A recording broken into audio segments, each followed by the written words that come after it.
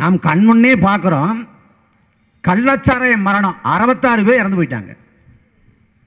2000 தொடக்கத்தில் 2004 2003 இந்த காலகட்டத்தில் வந்து கள்ளச்சாராய மரணம் கண் பார்வை போச்சு அப்படின்னு கேள்விப்பட்டோம். ஆனால் அதுக்கு பிறகு கடந்த 2023 கடந்த ஆண்டு 23 பேர் இறந்து போனாங்க. அப்பா ஐயா ஸ்டாலின் சொன்னாங்க, நாங்கள் ஒரு அதிகாரியை கூட சும்மா விட மாட்டோம், இரும்புக்கரம் கொண்டு ஒடுக்குவோம். இரும்புக்கரம் கொண்டு ஒடுக்குனாரு. இனி கள்ளச்சாராய மரணம் நிகழாதுன்னாரு. இப்போ 2024 66 பேர் செத்து போயிட்டாங்க. மறுபடியும் ஐயா சொல்றாங்க, இரும்புக்கரம் கொண்டு ஒடுக்குவோம். இந்த இரும்பு கரத்தை வச்சு ஒரு பேர்ச்சம்பளம் கூட வாங்க முடியும். இரும்பு கரம் கொண்டு ஒடுக்குவோம். யாரை ஒடுக்குறீங்க? பஞ்சு மிட்டாய் விற்கிறவனே, கிளி சோசியம் பார்க்குறவனே, யூடியூப்ல வீடியோ போடுறவனே, ஃபேஸ்புக்கில் கருத்து போடுறவனே, ட்விட்டரில் எழுதுறவனே, இவனை தான் ஒடுக்கிறது. உளவுத்துறை காவல்துறைக்கு வேலை என்ன? மக்களுக்காக பணி செய்வது உளவுத்துறை காவல்துறை வேலையா? குற்றவாளிகளை நோட்டமிடுவது உளவுத்துறை காவல்துறையின் வேலையா? திமுக யார் யார் விமர்சிக்கிறான், அவன் யார்கிட்ட பேசிட்டு இருக்கான், அதை நோட்டமிடு, அதை கண்காணி, எப்ப வாய்ப்பு வரும், எப்ப வழக்கு போடலாம், எப்ப உள்ள தள்ளலாம்னு எதிர்பார்த்திருப்பது திமுகவின் வேலையா? காவல்துறை உளவுத்துறையின் வேலையா? என்ஐஏ வந்து பெரிய அடக்குமுறை, நாங்க எதிர்க்கிறோம், கண்டிக்கிறோம். ஆனா என்ஐஏ அதிகாரிகள் அவங்க நடத்துற விதம் ரொம்ப பண்பா நடத்துனாங்க, கண்ணியம் நடத்துனாங்க, நாரியம் நடத்துனாங்க. தமிழக காவல்துறை மீது மிகுந்த மதிப்பு வச்சிருக்கோம், மரியாதை வச்சிருக்கோம். ஆனா அண்மை கால செயல்பாடுகள் ரொம்ப இழிவா இருக்கு, ரொம்ப கேவல கட்டத்தனமா இருக்கு. நீங்க வீழ்த்தணும்னா நெஞ்சில குத்துங்க, முதல்ல குத்தாதீங்க. வழக்கு போடுவீங்க, வழக்க போடுங்க, குண்ட சட்டத்தை பாச்சுங்க, இந்த கர்மத்தான பண்ணுவீங்க, அதை பண்ணுங்க. ஏன் இந்த கேவலத்தனமான வேலை? ஒரு போராட்டம் நடக்குதா, போராட்டத்துக்கு காவல்துறை குவிக்கிறது, யார் யார் எங்க கலந்துக்கிறாங்க அதை நோட்டம் பெறுறது. ஆனா முக்கியமான பிரச்சனைல கோட்டை விடுது. 66 பேர் செத்து போனதுக்கு தார்மீக பொறுப்பேற்க வேண்டியவர் தமிழ்நாட்டின் முதலமைச்சர் ஸ்டாலின். ஏன்னா முதல்ல சுரேஷ்னு ஒருத்தர் முதலா இறந்து போறாரு. இறந்து போன உடனே அடுத்த 2 பேர் இறந்து போறாங்க. முதல் நாள்ல 3 பேர் இறந்து போறாங்க. அந்த சமயத்தில் என்ன சொல்லி மூடி மறைக்கப்படுதுன்னா, இது வந்து கள்ளச்சாராய மரணம் இல்ல, வாந்தி வலிப்பு வந்து இறந்து போயிட்டாங்க அப்படின்னு மூடி மறைக்கப்படுது. ஏன்னா அந்த 3 பேர் தான் செத்து போறாங்க, இதை மூடி மறைச்சிருவோம், கள்ளச்சாரம் சொல்ல வேண்டாம் அப்படின்னு. அடுத்தடுத்து சாவு பெருக பிறகுதான் கள்ளச்சார மரணம் சொல்றாங்க. அந்த முதல்ல இறந்து போன சுரேஷ்கிற மரணத்துக்கு இறுதி சடங்குக்கு வந்தவெல்லாம் இந்த கள்ளச்சாரத்தை குடிச்சிருக்கான். அப்ப அந்த சமயத்தில் உளவுத்துறை காவல்துறை கொஞ்சம் மேலும் விழிப்புட்டு செயல்பட்டு இருந்தாலே இத்தனை உயிரிழப்பு ஏற்பட்டிருக்காது. முதல் நாள் அந்த இறுதி சடங்கு போனவன் 40 பேர் குடிச்சிருக்கான். அப்படி குடிச்சு 66 பேர் செத்து போயிட்டான். கள்ளச்சாராய மரணத்தால 66 பேர் செத்து போனதுக்கு காரணம் அரசு. உடனே சொல்லுது, இது வந்து டாஸ்மாக்ல உள்ள அந்த சரக்குல கிக்கு இல்ல, ஏன் நீங்க வேணா நீங்க ஏதாவது காட்சி நீங்களே கொடுத்து விடுங்க, டாஸ்மாக் சாரத்தை கிக்கு இல்ல அதனால தேடி போறான்னு.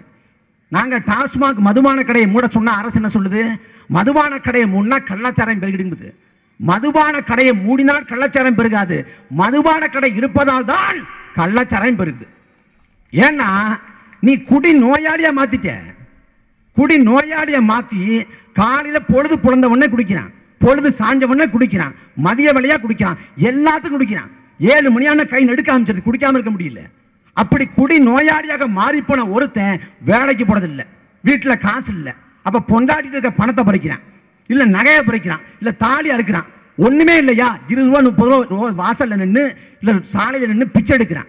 அப்படி 30 ரூபா 40 ரூபா சேர்த்தி 120 ரூபா 130 ரூபாய்க்கு குடிக்க முடியலன்னா 40 ரூபாய்க்கு மலிவு விலை சாராயத்தை நாடுறான். அந்த மலிவு விலை சாராயம் தான் கள்ளச்சாராயம். நீ குடி நோயாளியை உருவாக்கி விட்ட, அவன் கள்ளச்சாரத்தை நாடி போறான். அப்ப மதுபான கடைகளை மூடாது, கள்ளச்சாரத்தை ஒழிக்க முடியாது. இதையும் மூடணும், அதையும் மூடணும். ஆனா இந்த அரசுக்கு இந்த துப்பு கட்ட மானங்கட்ட கேடு கட்ட இன்னும் பல கட்ட அரசுக்கு அதுக்கு யோசிக்கல இல்லையே. என்ன அரசாட்சி நடத்துறீங்க? உண்மையிலேயே மக்கள் மீது அக்கறை இருக்குதா? ஆம்ஸ்ட்ராங் எப்படி இறந்து போறாரு?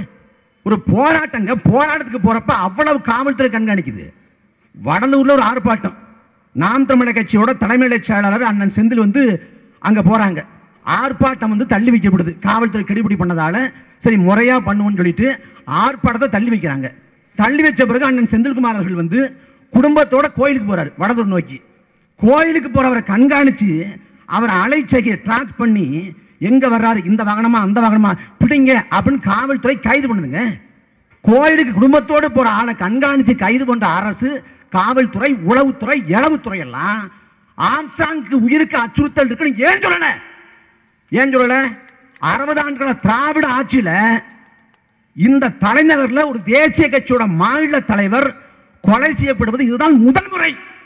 அப்ப இதுக்கு யார் பொறுப்பேற்கணும் கேட்டா, சமூக வலைதளங்களில் உட்கார்ந்துக்கிட்டு ஆம்ஸ்டாங் வந்து அவர் வந்து கட்ட பஞ்சாயத்து பண்ணாரு, ரவுடிசம் பண்ணாரு, அதனால கத்தி எடுத்தவனு கத்தியால தான் ஜாவு. சரி, ஆம்ஸ்டாங் கத்தி எடுத்தாருன்னு வச்சுக்கணும் ஒரு வாதத்துக்கு.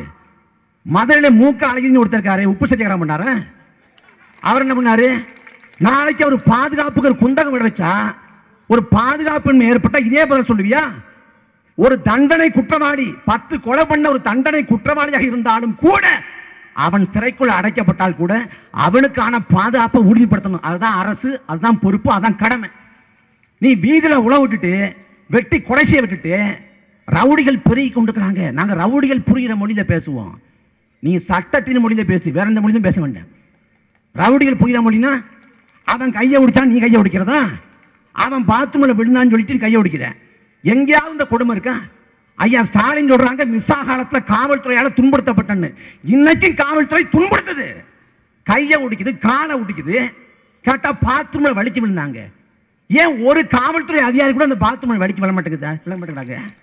அதென்ன வித்தியாசமான பாத்ரூமா இருக்கு? கைதினா வெடிச்சு விட்டுறது காவல்துறை சொல்லிட்டு போடுதா? என்ன கதையா இருக்கு? என்ன காவல்துறை இந்த வேலை செய்யும், காவல்துறை வேலை செய்யும், பல்ல புடுங்கும், கையை ஒடிக்கும், காலை ஒடிக்கும், எல்லாத்தையும் பண்றது காவல்துறை. இதை எப்படி அனுமதிக்க முடியும்? ரவுடி உருவாயிட்டான், பிரபல ரவுடி. எப்படி ரவுடி ஆகுறான்? ஒரு கொலை பண்றான், அவன் குற்றஞ்சாட்டப்பட்டு 90 நாட்கள் வரைக்கும் உள்ள இருக்கான். அப்புறம் பெயில வாங்கிட்டு வெளில வர்றான். வெளில வாங்கின வந்த பிறகு அந்த வழக்கு நடக்குது, வழக்கில் தண்டனை பெறல, மறுபடியும் ஒரு கொலை பண்றான், 90 நாட்கள் உள்ள போறான், வெளில வர்றான், வழக்கு நடக்குது, அந்த வழக்கிலையும் வந்து தண்டிக்கப்படல, விடுவிக்கப்படுறான். இப்படி தொடர்ச்சியாக பல கொலைகளை செய்துவிட்டு எந்த கொலை வழக்கும் தண்டிக்கப்படாத ஒருவன் அந்த கொலையை, அந்த வன்முறையை தனக்கான தொழில் வாய்ப்பாக பயன்படுத்தினான். அதுக்கு பேர் தான் கூலிப்படை கலாச்சாரம். அவன் தான் ரவுடி. முத கொலை பண்றப்பவே அவனுக்கான ஆயுள் தண்டனை நீ உறுதிப்படுத்தி உள்ள போட்டிருந்தா இன்னொருத்தனுக்கு கொலை பண்ணுங்கிற எண்ணமே வந்திருக்காது. நீ உழவு விட்டுவிட்டு திடீர்னு என்கவுண்டர் பண்ணிட்டார். என்கவுண்டர் பண்ண உடனே ஒழிஞ்சிருமா எல்லாமே? எதுக்கு? காவல்துறை சிங்கம் படம் போல செயல்படுதான். நம்ம நம்பணுமா? கேவலங்கட்ட வேலை. காவல்துறை, உளவுத்துறை எல்லாமே மக்களுக்கானது. திமுக கட்சிக்கு வேலை செய்யறது வேலை இல்லை. திமுக விமர்சிச்ச உனக்கு என்ன விழிக்குது? இடிப்பாறை இல்லா ஏமாற மன்னன் கெடுப்பாறை எல்லாம் கெடும் வள்ளுவன் சொல்றேன். இதுக்கு கருணாநிதி எழுதிய பொழிப்புரை, ஒரு ஆட்சி மீதான குறையை உணர்த்துவோர் இல்லாத அரசு கெட்டு போகுங்கிறது. கருணாநிதியை விமர்சிச்சு தொடராங்கிறாரு. ஆனா ஐயா ஸ்டாலினுக்கு ஏற மாட்டேங்குதே.